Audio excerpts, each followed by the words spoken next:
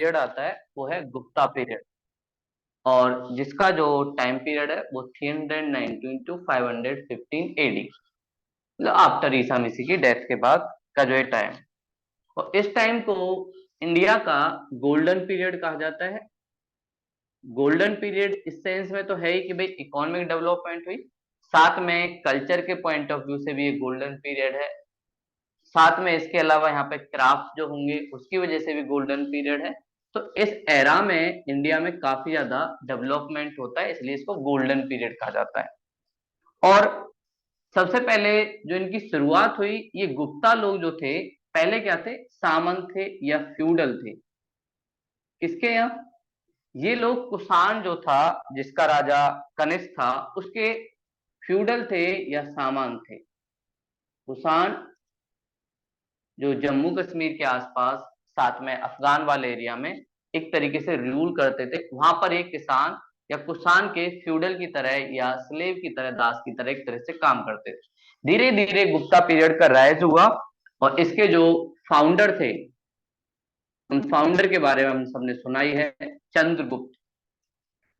चंद्रगुप्त, पहले भी हमने चंद्रगुप्त पढ़ा है, लेकिन उनका नाम है चंद्रगुप्त मौर्य, लेकिन ये वाले क्या है, चंद्रगुप्त फर्स्ट। तो चंद्रगुप्त फर्स्ट इसके क्या है, फाउंडर हैं, और यही एक तरीके से स्टेब्लिश करते हैं गुप्ता एम्पायर को। और चंद्रगुप्त फर्स्ट जब एक तरीके से गुप्ता पीरियड शुरू होता है, उसके साथ ही एक कैलेंडर भी रिलीज होता है, जिसे हम कहते हैं गुप्ता संवत।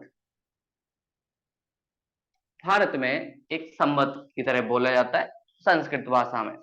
तो गुप्ता संवत होता है, जैसे हमने देखा था शक संवत एक तरीके से शुरू हुआ था, ऐसे ही इन्होंने गुप्ता संवत शुरू किया, और 319 से ये स्टार्ट होता है।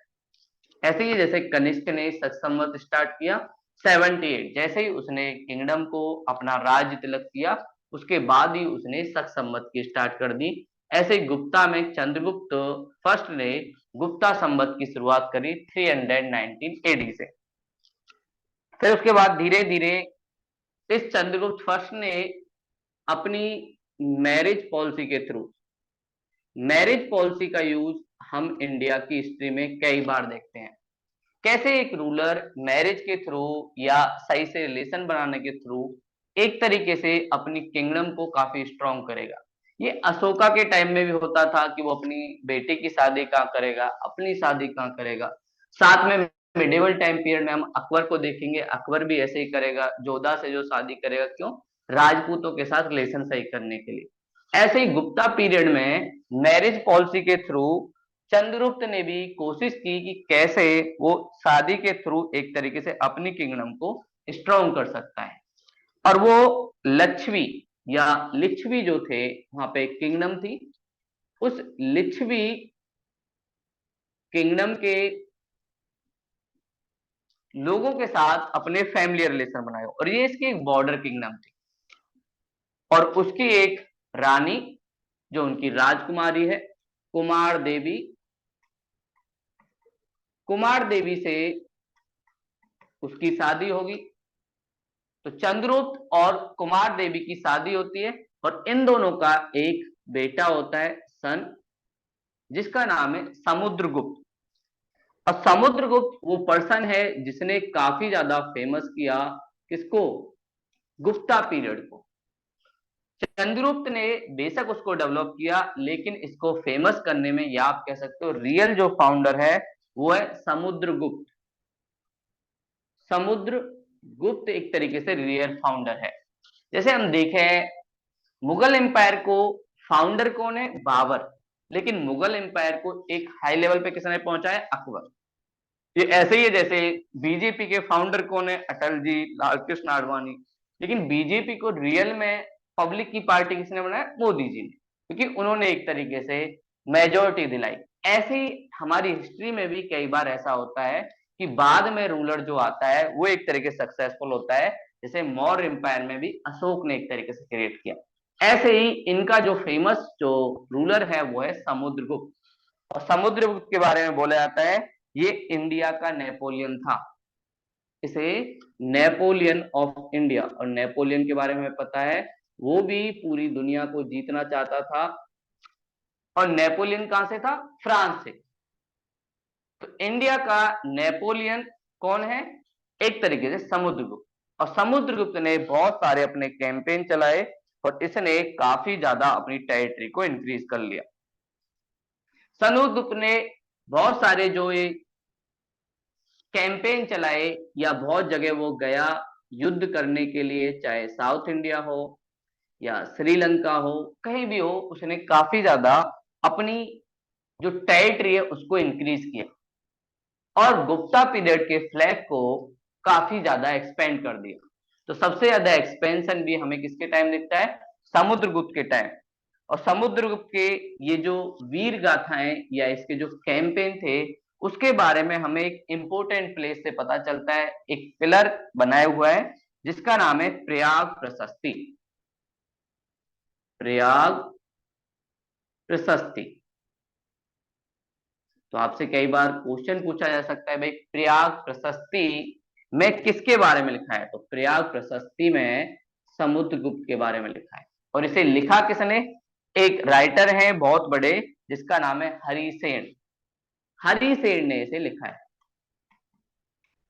तो हरिसेन द्वारा लिखा हुआ प्रयाग प्रशस्ति हमें समुद्रगुप्त की वीर गाथाओं के बारे में बताता है, कैसे उन्होंने अपने कैंपेन को इस लेवल तक पहुंचाया। उन्होंने जो सैन्य अभियान किए या एज अ आर्मी एक तरीके से चलाया, उससे धीरे धीरे आगे बढ़ी। और प्रयाग प्रशस्ति से हमें एक और चीज पता चलती है कि भैया समुद्रगुप्त ने साउथ इंडिया से लेकर नॉर्थ इंडिया तक अपनी टेरिटरी को इंक्रीज किया, साथ में साउथ इंडिया के लोगों से पैसे लेके उन्हें छोड़ दिया। ये भी सारी बातें पता, लेकिन कुछ चीजें प्रयाग प्रशस्ति में नहीं है। पहली बात, ऐसा बोला जाता है कि समुद्रगुप्त ने अश्वमेध यज्ञ किया।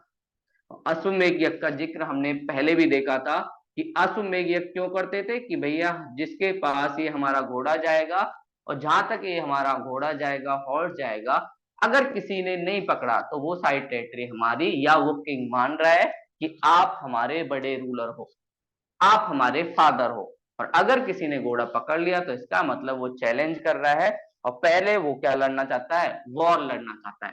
तो इन्होंने अश्वमेध यज्ञ किया, लेकिन प्रयाग प्रशस्ति में इसका कहीं जिक्र नहीं मिलता। साथ में प्रयाग प्रशस्ति में इनकी डेथ के बारे में भी नहीं पता कि इनकी डेथ कैसे हुई। तो प्रयाग प्रशस्ति में दो चीजें नहीं है, नॉट रिटिन, ये चीजें रिटिन नहीं है। एक तो अश्वमेध यज्ञ, दूसरा डेथ। कई बार ऐसे पूछ लिया जाता है वे प्रयाग प्रशस्ति में अश्वमेध यज्ञ का जिक्र है या प्रयाग प्रशस्ति में समुद्रगुप्त की डेथ कैसे हुई इसका जिक्र है, तो बिल्कुल इसका नहीं है। तो इन्होंने कैंपेन चलाए और उन कैंपेन के बारे में हमें प्रयाग प्रशस्ति से पता चला। प्रयाग प्रशस्ति लिखा किसने? हरिसेन एक राइटर थे, उसने लिखा। इसमें हमें पता चला साउथ इंडिया का भी कैंपेन किया, नॉर्थ इंडिया में बहुत सारी टेरिटरी, ईस्टर्न इंडिया में भी गए, बंगाल वाली साइड, वहां पर एक तरीके से इन्होंने कंट्रोल करने की कोशिश की। और साथ में जो इनके पिताजी थे उन्होंने मैरिज पॉलिसी के थ्रू लक्ष्मी के किंगडम के यहाँ अपनी शादी की कुमार देवी के साथ। और कुमार देवी और चंद्रगुप्त की एक सन हुआ जिसका नाम था, कुमार देवी और चंद्रगुप्त का एक सन हुआ जिसका नाम था समुद्रगुप्त, और जिसे क्या कहा जाता है? नेपोलियन ऑफ इंडिया, इंडिया का नेपोलियन। जैसे नेपोलियन ने फ्रांस में और पूरी दुनिया में एक तरीके से कैंपेन चलाए, ऐसे ही इसने भी चलाए। और समुद्रगुप्त की जो पॉलिसी थी, अलग अलग कैंपेन की थोड़ी अलग अलग होती थी। तो अभी हम जानेंगे कि समुद्रगुप्त की पॉलिसियां क्या थी, कैसे उसने अलग अलग तरीके के कैंपेन चलाए। जैसे कुछ जगह वो क्या करता था, टेरिटरी को कंट्रोल नहीं करता था, पैसे ले लेता था बस। जैसे साउथ इंडिया में उसका मानना था इतनी दूर पड़ जाता है और साथ में कल्चर का डिफरेंस है, उनको कंट्रोल करना या टेरिटरी को कंट्रोल करना थोड़ी फायदे की चीज नहीं है। इसलिए वो उसको टेरिटरी को अपने अंडर नहीं रखेगा, बल्कि उनसे बोलेगा भैया मुझे कुछ पैसे दे दो, रिसोर्स दे दो, और उसके बाद आप लोगों को रेस्पेक्ट के साथ मैं आपके पद पर बैठा दूं। तो साउथ इंडिया वाले लोग मान गए, बोले ये तो सही बात है कि आप अगर हमें रेस्पेक्ट के साथ बैठा दोगे तो हमें पैसा देने में क्या दिक्कत है। वैसे भी आपने हमें हराया तो हम आपके किंगडम को एक्सेप्ट कर लेंगे। तो campaign policy of Samudragupta, Samudragupta की कैंपेन पॉलिसी क्या क्या थी, उसकी अलग अलग पॉलिसी एक तरीके से चलती थी, और उनका जो रीजन था कि भाई किस एरिया में वो जा रहे हैं उसके बेस पर उनकी पॉलिसी रहती, जैसी टेरिटरी जैसा कल्चर उस हिसाब से पॉलिसी चलाते थे। सबसे पहली पॉलिसी इंटीग्रेशन ऑफ स्टेट। इसमें क्या होता था, दूसरी जो किंगडम थी उसको इंक्लूड कर लिया जाता था, किसमें, गुप्ता किंगडम में। तो इस पॉलिसी में वॉर होता था, वॉर के बाद समुद्रगुप्त जीतने के बाद उस टेरिटरी को या उस एरिया को अपने अंदर इंक्लूड कर लेते थे। ये पॉलिसी इन्होंने कहा चलाई, ईस्टर्न इंडिया में भी चलाई, वेस्ट इंडिया में भी चलाई, गुजरात वाली साइड, राजस्थान वाली साइड, यहां पर इन्होंने ये पॉलिसी चलाई। तो एक तरीके से ईस्टर्न इंडिया, साथ में वेस्टर्न इंडिया,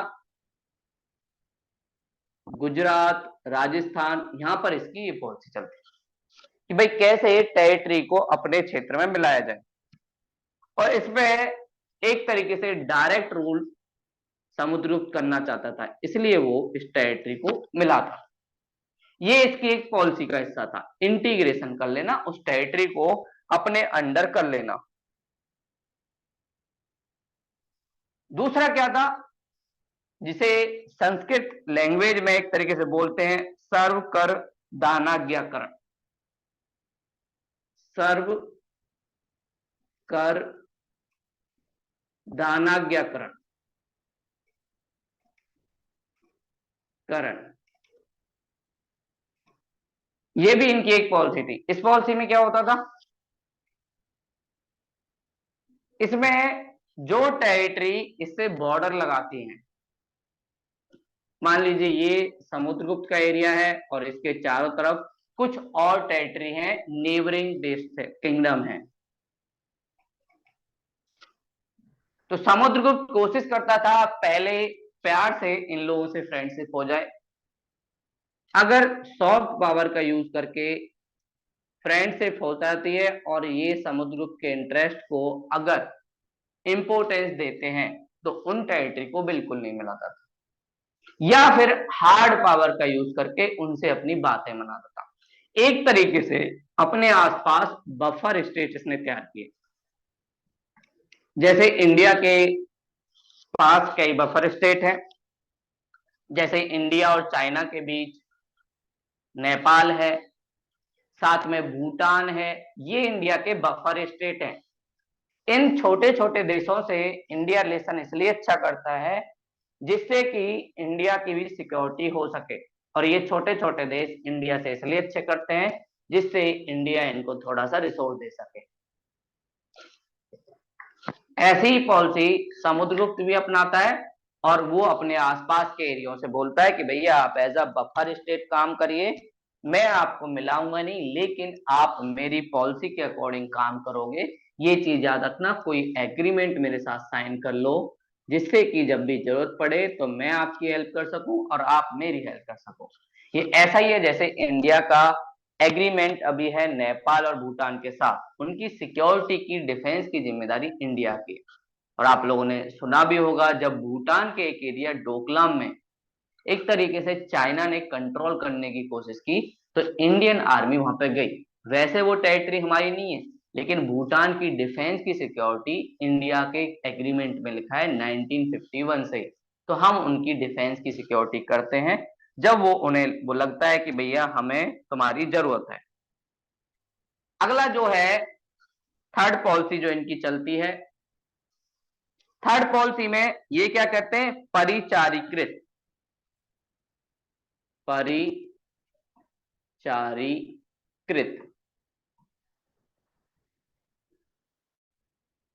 परिचारीकृत से समझ आ रहा है कि थोड़ा सा प्रचार करने की बात, अपनी बातों को मनवाने की बात है, उसकी बात है। और इसमें क्या होता है, जो किंगडम है उसे अपना सेवक बना लिया कि भाई आप लोग हमें सर्विस दो, बदले में हम आपकी सिक्योरिटी भी करेंगे। इस वाली पॉलिसी में जो पहली वाली देखी, इसमें बफर स्टेट, उस सेवक नहीं बनाया उसे, उसे बोला है हमारे इंटरेस्ट को बस प्रोटेक्ट करना, वहां की कंट्रोल नहीं कर रहा है पॉलिटिकल सिस्टम को, सोशल सिस्टम को, समुद्र, लेकिन यहां पर कर रहा है। सेवक का मतलब ही होता है कि वो सारी बातें किसकी मानेगा, मालिक की मांगेगा। तो ये सारी चीजें एक तरीके से कहीं ना कहीं इस पॉलिसी में थी, और ये सारी पॉलिसी उसने सेंट्रल जो इंडिया वाला पार्ट था, मराठ वाला, उस वाले एरिया में बनाई। और इसका एक एग्जाम्पल हमें दिखता है आर्टवर्क। आर्टवर्क उस टाइम एक किंगडम थी, उस किंगडम के साथ यही वाली पॉलिसी समुद्रगुप्त अपनाता है। तो आर्टवर्क किंगडम, इसके साथ समुद्रगुप्त की यही पॉलिसी होती है कि उनको अपना एक तरीके से दास या स्लेव बना लेना कि भैया आप हमारी हेल्प करना। अगला क्या है, ग्रहण मोक्षान ग्रहण। लास्ट जो पॉलिसी इनकी थोड़ी है वो है ग्रहण मोक्षान ग्रहण। इसमें समुद्रगुप्त क्या करता है कि देखो, मैं आपकी टेरिटरी को इंक्लूड नहीं करूंगा, लेकिन आप लोग मुझे कुछ रिसोर्स दोगे इसके बदले। आपको वॉर में मैंने हराया, इसलिए आप मुझे कुछ रिसोर्स दोगे जो भी आपके पास है। और समुद्रगुप्त को लगता था कि उस टेरिटरी को मिलाना मेरे फायदे की चीज नहीं है। क्यों? क्योंकि कल्चर डिफरेंस हो सकता है, रिलीजियस डिफरेंस हो सकता है, या ज्योग्राफी ऐसी है जिसे कंट्रोल करना या चलाना मुश्किल हो सकता है। इसलिए भी समुद्रगुप्त ऐसी चीजों को इंक्लूड नहीं करते थे। और ये पॉलिसी जो इसकी चली वो चली साउथ इंडिया में। साउथ इंडिया के स्टेटों को या किंगडम को, चोल चेर पांड्या, इनको उसने हराया, लेकिन किसी को भी अपने यहां इंक्लूड नहीं किया, डिफीट किया। और डिफीट के बाद उनसे रेस्पेक्ट के साथ बोला आप अपनी किंगडम पे वापस पहुंच जाओ, अपनी राजगद्दी संभालो, मेरा कोई इंटरेस्ट नहीं है आपकी राजगद्दी लेना। और साथ में उनका अपमान भी नहीं करता है।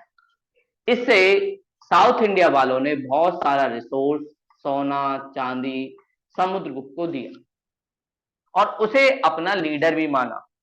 इससे फायदा क्या हुआ? फायदा ये हुआ, समुद्रगुप्त नॉर्थ इंडिया और साउथ में साउथ इंडिया पर एक साथ कंट्रोल करने की पॉलिसी से बच पाया, वरना उसके साथ प्रॉब्लम होती। दोनों में एक तो ज्योग्राफी का काफी डिफरेंस है, और पहले ऐसा तो था नहीं कि भाई बुलेट ट्रेन थी कि तुरंत ये पहुंच जाएंगे, घोड़े से जाया करते थे, पहुंचने में भी बहुत सारा टाइम लगता। एक तो ज्योग्राफी काफी जूत पड़ती है, दूसरा कल्चर का डिफरेंस काफी ज्यादा है। लैंग्वेज के लेवल पर तमिल लैंग्वेज वहां पे यूज होगी, नॉर्थ इंडिया में संस्कृत है, पाली है, प्राकृत है। इस लैंग्वेज के डिफरेंस का भी एक रीजन था। और साथ में हार्ड पावर के थ्रू इनको ज्यादा दिन तक नहीं रखा जा सकता, इससे उसका डिफेंस का जो खर्चा है वो भी बढ़ता है। कि हार्ड पावर के थ्रू अगर कोशिश करता कि नहीं साउथ इंडिया वालों को मैं नहीं छोड़ूंगा, तो उसके डिफेंस की कॉस्ट बढ़ती। इसलिए बोला जाता है कि समुद्रगुप्त की जो पॉलिसी थी ये वाली, ये नेपोलियन से भी आगे थी। नेपोलियन गलती करता है, नेपोलियन क्या गलती करता है, वो अपने आप को दुनिया का विजेता बनाना चाहता है, लेकिन वो एक सबसे बड़ी गलती क्या कर देता है, एक साथ ईस्ट और वेस्ट से लड़ने लग जाता है। ईस्ट और वेस्ट यूरोप से। ईस्ट में किससे लड़ेगा? यूके से लड़ेगा, इंग्लैंड से लगेगा। और वेस्ट में किससे लड़ता है? रसिया से, रूस से। एक साथ दो बड़ी पावरों के साथ लड़ना, और दूसरी बात वो दोनों पावरों के बीच ज्योग्राफिकल डिफरेंस काफी ज्यादा है, एक ईस्ट साइड एक वेस्ट साइड। इसलिए नेपोलियन की जो सेना थी, आर्मी थी, वो डिवाइड हो गई, और नेपोलियन खुद कंफ्यूज था मैं किधर जाऊं, ईस्ट साइड वेस्ट साइड। और जब आपकी आर्मी बट जाएगी तो कहीं ना कहीं आपको दिक्कत होगी। ये ऐसे ही है, अगर इंडिया एक साथ चाइना और पाकिस्तान के साथ युद्ध लड़े तो हमें काफी ज्यादा प्रॉब्लम होगी। इससे बढ़िया है हम पहले एक के साथ लड़ें, या तो चाइना के साथ या पाकिस्तान के साथ, दोनों के साथ टू फ्रंट पे वार लड़ेंगे तो कहीं ना कहीं हमारी जो पावर है वो कम होगी। और ये गलती नेपोलियन करता है, लेकिन इस मामले में समुद्रगुप्त नेपोलियन से भी आगे है, और वो ये गलती नहीं करता, नॉर्थ और साउथ दोनों को एक साथ कंट्रोल करने की कोशिश नहीं करता।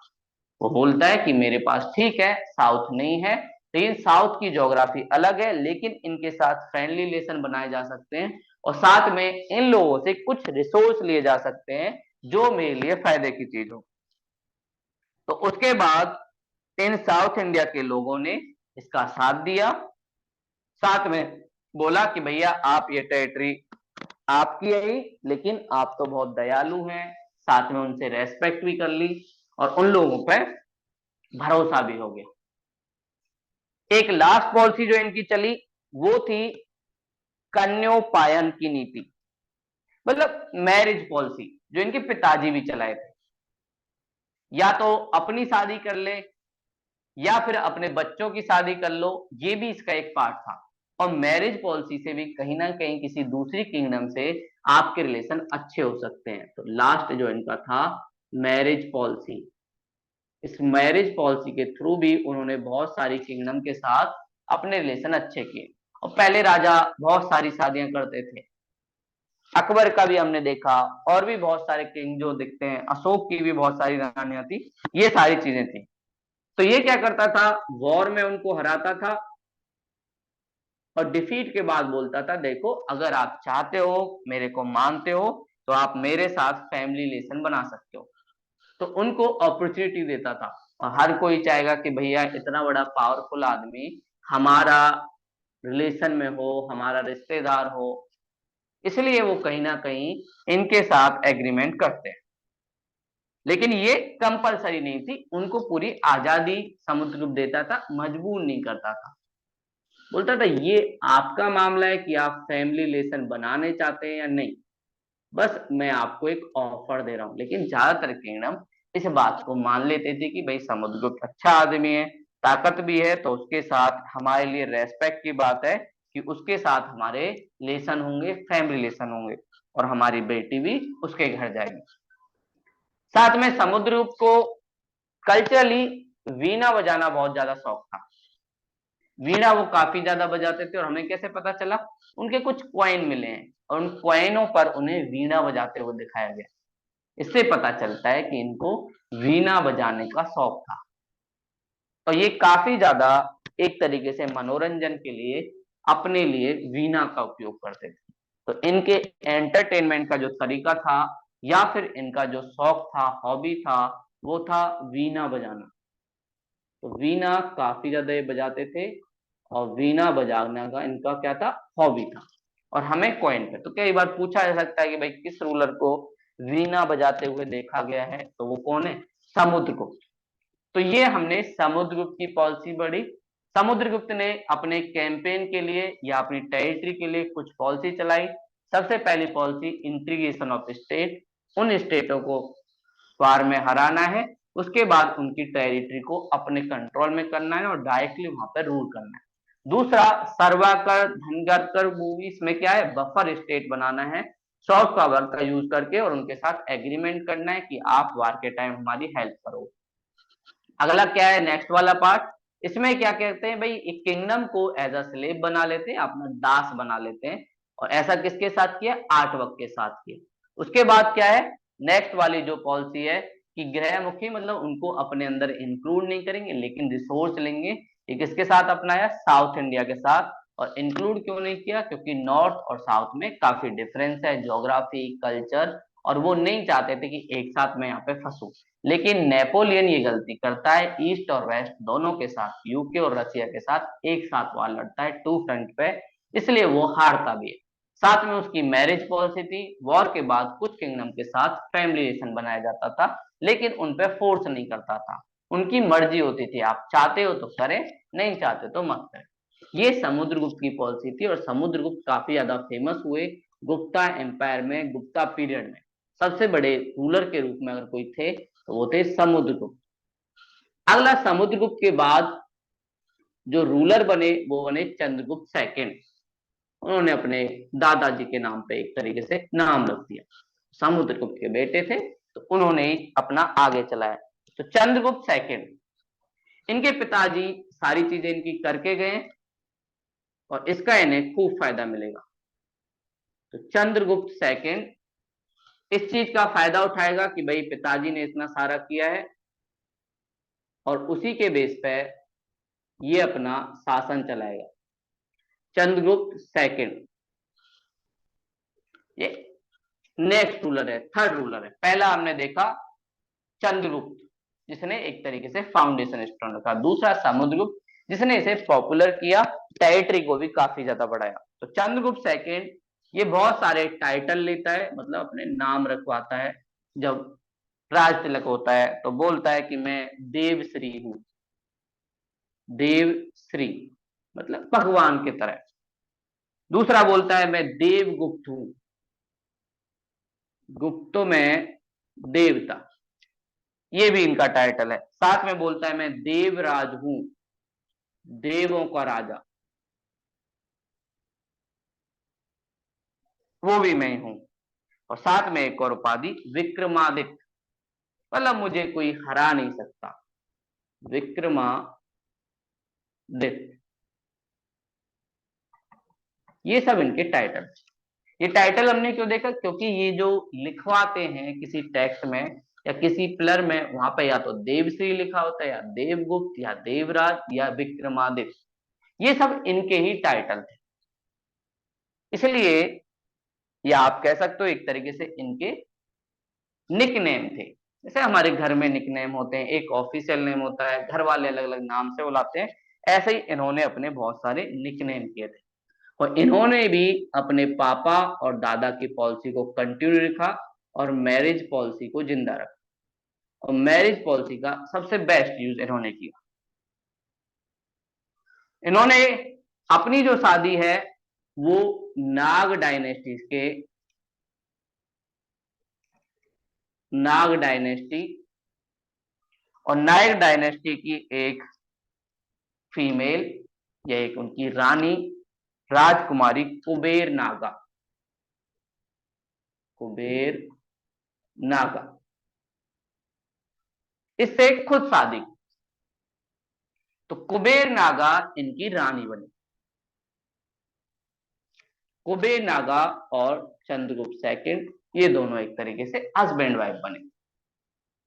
इससे के थ्रू इन्होंने क्या किया, नागा जो डायनेस्टी थी उसके साथ अपने रिलेशन अच्छे कर लिए और नागा डायनेस्टी ने इनकी हेल्प भी की जब भी इन्हें जरूरत पड़ी, क्योंकि भाई दामाद हैं तो दामाद की हेल्प करनी पड़ती है। साथ में अगर नहीं करेंगे तो उनकी बेटी इनको बोल देगी कि आप हमारी हेल्प नहीं कर रहे। तो ये कहीं ना कहीं फैमिली का मामला हो जाता है, इसका इन्होंने यूज किया। उसके बाद इन्होंने वाकटक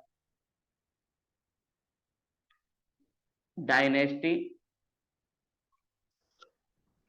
इस वाकटक डायनेस्टी के साथ अपनी डॉटर प्रभावती, प्रभावती इनकी बेटी थी, उनके शादी की। अपनी डॉटर प्रभावती का रिलेशन बनवाया किसके साथ, वाकटक डायनेस्टी के साथ। तो इनके वाकटक डायनेस्टी वाले भी क्या हो गए, एक तरीके से इनके रिश्तेदार हो गए, रिलेशन में हो गए। उसके बाद अपने पुत्र सन का जो शादी किया, मैरिज किया, वो कदम्ब वंश में किया, कदम्ब डायनेस्टी में किया। कदम्ब डायनेस्टी में किया तो इसका मतलब इनके साथ भी इनका अच्छा रिलेशन हुआ। तो इनके सन, सन का नाम था कुमार गुप्त, जो आगे जाके रूलर भी बनेगा, गुप्त, इसकी मैरिज की। तो एक तरीके से मैरिज पॉलिसी का सबसे बेस्ट यूज इन्होंने किया, इसलिए हमने बोला। इन्होंने वाकटक डायनेस्टी का भी यूज किया जब इन्हें अपने दुश्मनों को हराना था। साथ में की ससुराल से भी यूज किया, कदम डायनेस्टी का, और अपना तो था ही नागाओं के साथ। तो ऐसे इन्होंने रिलेशन बनाए और इसमें काफी ज्यादा हेल्प इनको मिली। जब ये वेस्ट इंडिया पे कंट्रोल करना चाहते थे, इन्होंने एक कैंपेन वेस्ट इंडिया में चलाया, गुजरात और महाराष्ट्र की तरफ।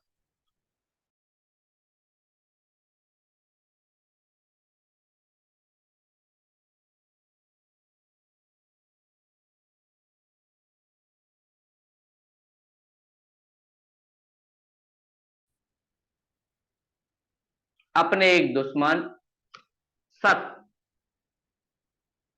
शक लोग रूल करते थे, कहां पर, गुजरात वाले एरिया में, सकास को हराया।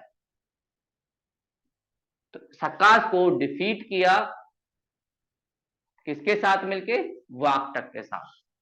तो वेस्ट इंडिया में ऐसा इन्होंने किया, और फिर उसके बाद इसकी टेरिटरी पर गुप्ता रूल स्टेब्लिश हो गया। ऐसे इन्होंने यूज किया। और जब ये जीते तो उसके बाद एक सिल्वर का कॉइन रिलीज किया सम्मान में। उसमें थोड़ा बहुत वाकटक वंश का भी लिखवा दिया। सिल्वर कॉइन, जैसे अभी भी हमारी गवर्नमेंट बहुत सारे कॉइन रिलीज करती है, पे गांधी जी की 150th एनिवर्सरी थी, उस पर कर दिया। ऐसे हमारी सरकार करती है, कोई G20 का समिट होगा, इस पे हमारी सरकार कोई कॉइन या कोई पेपर रिलीज कर देगी। ये सारी चीजें इन्होंने की। साथ में इन्होंने दिल्ली के आसपास वाले एरिया में एक आयरन का पिलर बनवाया। कभी दिल्ली अगर आप आए हैं तो दिल्ली में एक एरिया है जिसका नाम है मेहरौली। उस मेहरौली में एक आयरन पिलर आपको अभी भी दिख जाएगा, मेहरौली। और अभी वो आयरन पिलर किसके आसपास है, कुतुब मीनार के आसपास। तो मेहरौली में इन्होंने एक आयरन लोहे का पूरा पिलर बनवाया,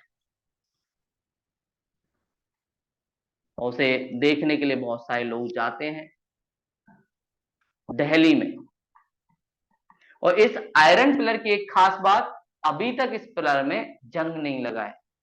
इतने साल हो गए इस पिलर को बनवाए, तो ऐसा क्या किया, तो पता चला इन्होंने कोटिंग करवाई है बहुत अलग अलग तरीके के केमिकल। इस वजह से उस आयरन पिलर में अभी तक जंग नहीं लगा है। तो हमने अभी तक स्टोन से बने हुए पिलर देखे थे, लेकिन आयरन से पिलर जो बनवाया वो किसने बनवाया, इन्होंने ही बनवाया, चंद्रगुप्त सेकंड ने। और अभी उदय, पहले उसको टच करने का मौका मिलता था, लेकिन बहुत सारे लोग उस पर कुछ कुछ कर देते थे, कुछ लिख देते थे, इसलिए सरकार ने उसके चारों तरफ जालियां लगवा दी या बैरिकेटिंग करवा दी कि भैया दूर से ही देखो, आप लोग इसको टच करते हो, कोई घिसता है तो इसको कहीं ना कहीं नुकसान हो सकता है हमारी हेरिटेज। ऐसे इसको बचाया जाता है। तो मेहरौली के आसपास वाले एरिया में चंद्रगुप्त सेकंड ने रूल भी किया था। साथ में इसके यहाँ जो इसकी कोर्ट थी, उस कोर्ट में कुछ फेमस पर्सनालिटी रहती थी जिन्हें कहा जाता था नवरत्न या नवरत्न। इनके यहाँ नवरत्न रहते थे, डायमंड टाइप के आप कह सकते हो कि इनके यहाँ थे 9 लोग, जिनमें कुछ फेमस थे जिन्हें हम जानते हैं, जैसे कालिदास। कालिदास एक बहुत बड़े राइटर, बहुत सारे उपन्यास लिखेंगे, नोवेल भी लिखेंगे, बहुत सारी कविताएं लिखेंगे। कालिदास इनके कोर्ट में ही रहते थे। साथ में वरामीर, ये भी एक फेमस थे, वो भी इनकी कोर्ट में मिलते हैं। साथ में धनवंतरी, धनवंतरी ये भी इनके नवरत्नों में है। और साथ में अमर सिंह, जो अमर कोश लिखेंगे। तो ये कुछ फेमस उस टाइम की इंटेलिजेंट पर्सनालिटी इनके कोर्ट में रहा करती थी, और बोलता था ये कि ये नवरत्न मेरे पास हैं, ये मेरी सबसे बड़ी हेरिटेज है। अगर कोई मेरी किंगडम भी ले ले लेकिन ये नौरत्न मुझे दे दे तो मैं नई किंगडम आसानी से खड़ा कर सकता हूँ। तो ऐसे इसने अपने दरबार में बहुत सारे कल्चर को, बहुत सारी चीजों को प्रमोट किया, डांस से लेकर पोएम, साथ में क्राफ्ट, पेंटिंग, इसको भी इसने काफी ज्यादा फेमस करवाया। और एक चाइनीज ट्रेवलर इसके टाइम में आता है जिसका नाम है फायान। तो चाइना का एक ट्रेवलर फायान इसकी कोर्ट में आता है और वो भी इनके बारे में बहुत सारी चीजें बताता है। फायान जिक्र करता है इन नवरत्नों का भी, साथ में इनकी इकोनॉमी का भी।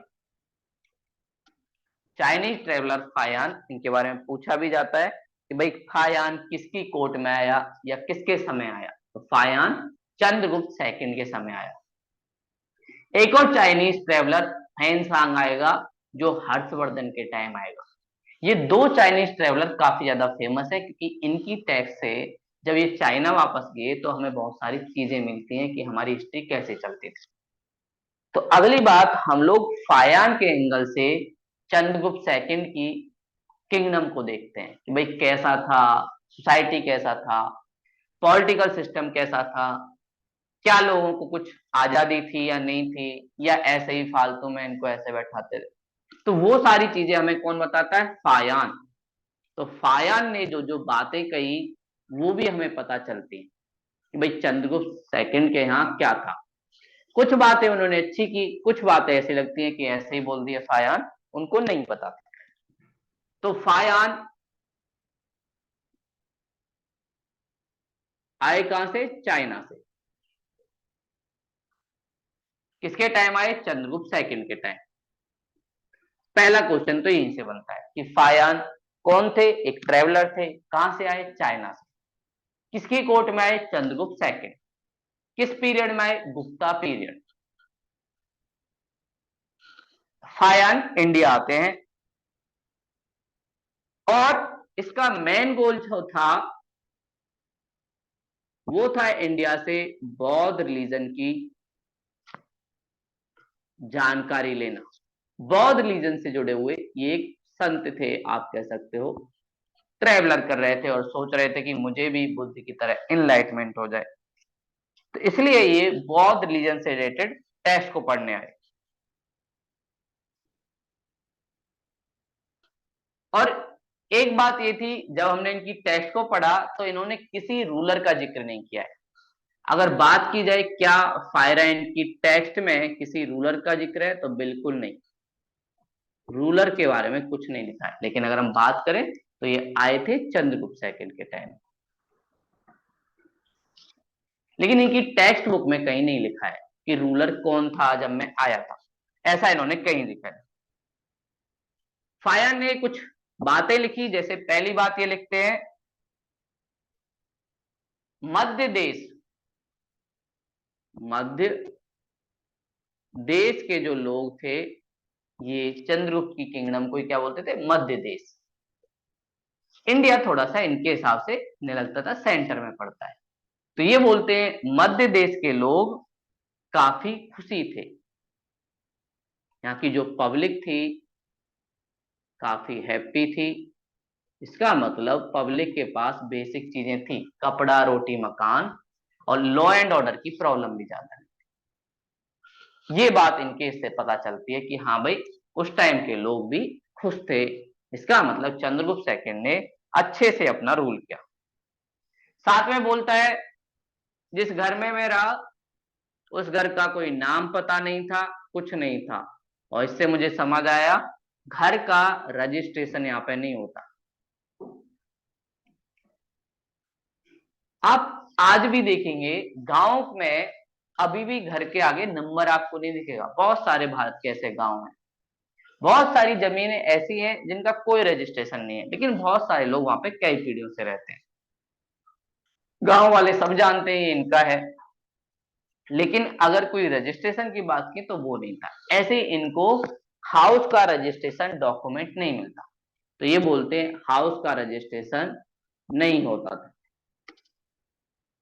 सब लोग ऐसे ही रहते थे, जिसको जहां टेरिटरी मिलती थी वहीं रहने लग जाता था। साथ में जस्टिस सिस्टम में ये बोलते हैं जस्टिस सिस्टम सॉफ्ट था, मतलब इतना ज्यादा हार्ड पावर का यूज नहीं किया जाता था। और साथ में ये बोलते हैं कैपिटल पनिशमेंट नहीं दिया जाता था। तो थोड़ा सा रिफॉर्म वाली बात थी कि भाई किसी अपराधी को जो सजाए इसलिए मत दो क्योंकि उसने गलत किया है, इसलिए दो कि वो रिफॉर्म होके सुधर जाए। तो कैपिटल पनिशमेंट ये बोलते हैं नहीं थी, किसी को फांसी नहीं दी जाती थी, इसलिए बोला जाता है कि जस्टिस सिस्टम उनका कैसा था, सॉफ्ट था। साथ में ये बोलते हैं कुछ चीजें किंगडम में खाना अलाउ नहीं था, ये चीजें बैन थी फूड में। किसी ने पूछा क्या, तो बोलते हैं एक तो आप लहसुन नहीं खा सकते, गार्लिक नहीं खा सकते, वो आपको खाना अलाउ नहीं है। साथ में आप ड्रिंक नहीं कर सकते, वो भी अलाउ नहीं था।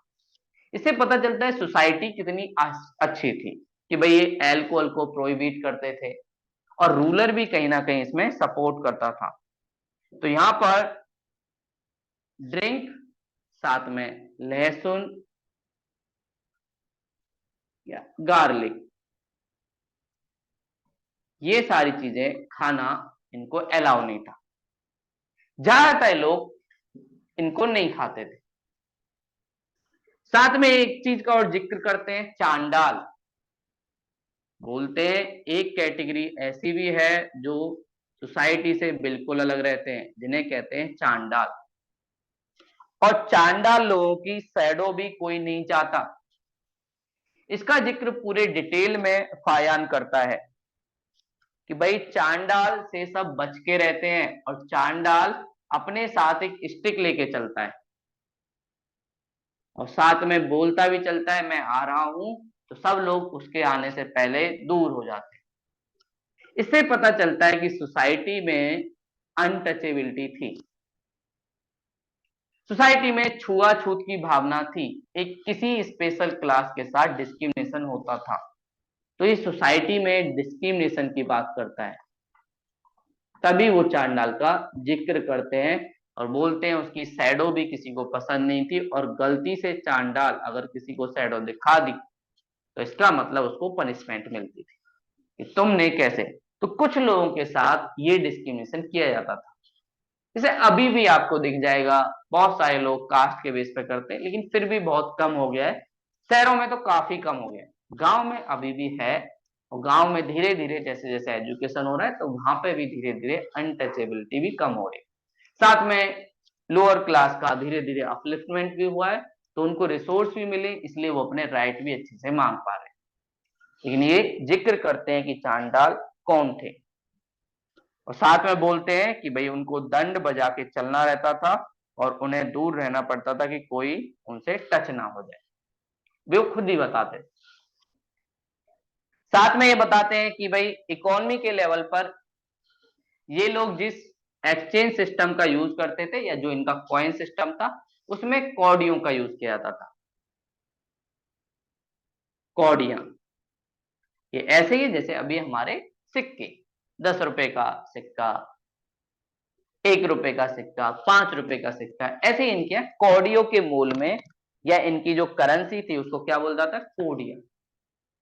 ये इनकी करेंसी थी, एक्सचेंज का एक मीडियम था जिसका ये लोग यूज करते थे, और ये सबसे लोएस्ट करेंसी थी, लोएस्ट लेवल की। उसके अलावा भी गोल्डन कॉइन भी होंगे, सिल्वर कॉइन भी होंगे, ये सारी चीजें। साथ में कुछ शहरों के जिक्र करते हैं, बोले कुछ शहर काफी ज्यादा फेमस थे उस टाइम, और जो शहर हमें पहले मिलते हैं वो शहर खत्म भी हो चुके थे। जैसे ये बोलते हैं कपिल वस्तु, जो पहले ट्रेवलर आए थे उन्होंने बताया था, बोले कपिल वस्तु अब नहीं बचा, या बचा भी है तो वो इतना अच्छा नहीं है कि उसे शहर कहा जा सके। तो कपिल वस्तु, साथ में खुशीनगर, खुशीनगर वही प्लेस है जहां पर बुद्ध जी की डेथ हुई या उनको महापरिनिर्वाण मिला। कुशीनगर और साथ में श्रावस्ती वस्ती जैसे बौद्ध सिटी जो थे, अब धीरे धीरे से वो डिग्रेड हो चुके थे या उनका डेवलपमेंट कम हो गया था। उनका इकोनॉमिक, सोशल, पॉलिटिकल डेवलपमेंट काफी गिर गया था। तो ये बोलते हैं कि ये सारे जो शहर थे, ये सिटी थे, अब उजड़ गए। अब यहाँ पे लोग ज्यादा नहीं रहते क्योंकि सेंटर अब चेंज हो गया है। ये सारी बातें एक तरीके से बोलते हैं। साथ में ये जो अपनी टेक्स्ट चाइना में जाके लिखते हैं, उस टेक्स्ट बुक को ये लिखते हैं फू क्यू की। तो चाइनीज नाम है तो उसे ही होगा फ्यू क्यू की। ये लिखते हैं फ्यू क्यू की नेम से। तो साथ में हमने देखा इन्होंने अपनी बुक में किसी रूलर का नाम यूज नहीं किया है, इंडिया के किसी रूलर का नाम नहीं है, लेकिन हमें पता है कि ये कब आए थे, चंद्रगुप्त सेकंड के टाइम। और फायान के बचपन का नाम कई बार कुछ एग्जाम में पूछ लिया जाता है, तो इनके बचपन का नाम या चाइल्डहुड में जो नाम था वो था कुडिक।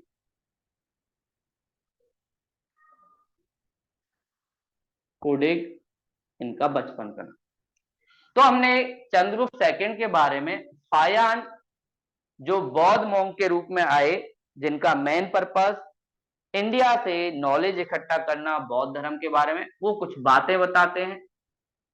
वो बोलते हैं कि मध्य देश के लोग काफी खुश थे, इसका मतलब रूल अच्छे से होता था, पॉलिसी अच्छी थी, लॉ एंड ऑर्डर अच्छा होता था, लोगों को कोई प्रॉब्लम नहीं थी।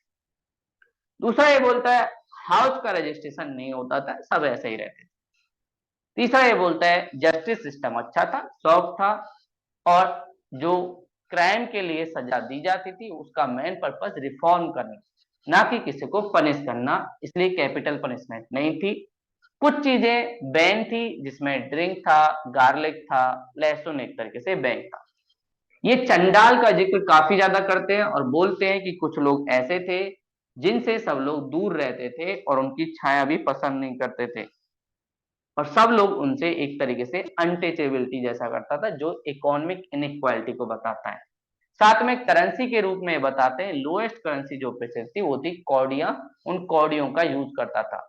साथ में बोलते हैं बौद्ध धर्म से जुड़े हुए कपिल वस्तु, कुशीनगर, श्रावस्ती जैसे शहर अब खत्म हो चुके थे। साथ में ये जिस नाम से वहां पे अपनी लिखते हैं उसका नाम है फ्यू क्यू की।